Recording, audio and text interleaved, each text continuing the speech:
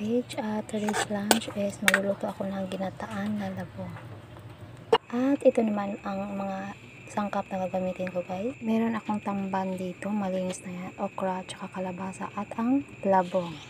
Ayan, at of course, ang saloyo. At meron din gata at kinakayod pa. Dito sa isang kawali, naglagay ako ng konting mantika lamang dahil gusto ko lang igisa ang bawang. So, ang bawang lang talaga ang importante dito, guys, na magisa. Tapos, isunod natin ang sibuyas at luya. So, ayan. Ilagyan ko talaga ng konti lang na cooking oil. Hindi kasi ako maglalagay ng tanglad ngayon, guys. Kaya naglagay ako ng garlic. Tapos, ayan, sinunod ko na ang sibuyas. And of course, ang luya. So, ayan. Pwede naman siyang hindi gisahin talaga.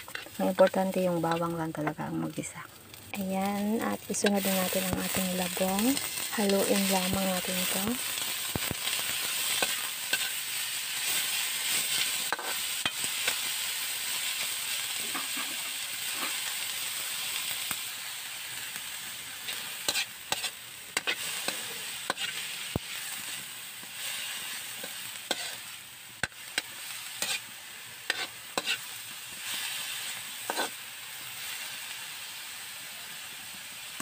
Tapos, ilalagay natin ang pangalawang tiga ng gata. Ayan. Haluin at takpan ng 5 minuto.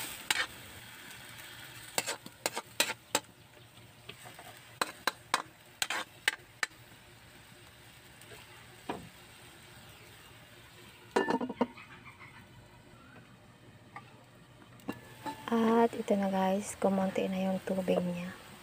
Ayan. At pwede na tayong maglagay ng pampalasa natin like salt and seasoning and some black pepper powder. Kung meron din kayong cumin, pwede rin. So, naglagay pala ako nito ng cumin powder, guys. I like the taste of cumin powder. Tapos, haluin lamang natin maigi. At pwede natin isunod dito ang ating kalabasa and okra. Ayan, ilagay na natin ang ating kalabasa at okra. Ayan. At pwede rin natin ilagay dito ang ating unang gata. Ayan. Nilagay ko ng maaga ang unang gata, guys, kasi gusto ko siya well done. At sinama ko na rin yung air fryer ko na tamban. So, ayan. Para lalong sumarap ang ating ginataang labong. Ayan, kailangan pala, guys, na lutuin ko ng maigi ang gata kasi yung anak ko ay sensitive ang kanyang tiyan. Kaya dapat kasi nito ilagay natin sa panghuli na or pwede natin isabay sa saluyot. Yun ang mas masarap eh. Kaso sensitive yung tiyan ng anak ko, kaya lutuin dapat maigi muna ang gata para mapakain natin siya. Ito pala yung niluto ko lang sa air fryer na tamban. So, ayan. At buksan na natin muli. Ayan. So, nakulong na siya, guys.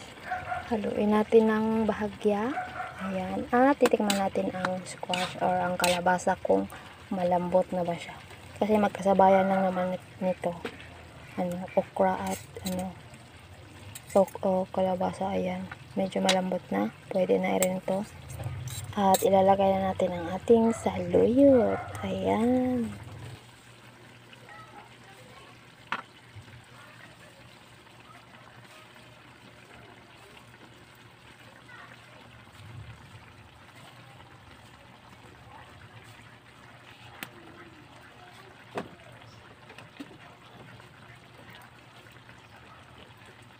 Tatakpan lang natin to, guys, ng mga 2 minutes.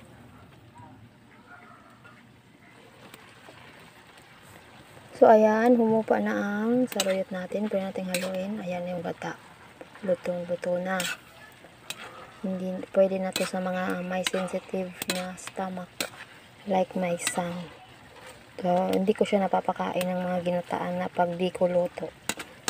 Kasi baka, lang, yung parang half cook lang ba ang pagluto sa gata. Hindi siya pwede ng ganun. At tatakpan na natin to, guys, ng mga 2 minutes. Ganun. At hola! Ang ating ginataang labong ay handa na. Ayan. This is ready to serve. Ayan. Mabango siya, guys. Sobra. Tsaka ayan. Medyo malapot na yung sabaw. gawa ng okra at saluyot. So, hanggang dito na lang guys. Thank you for the support and let's eat. Follow for more.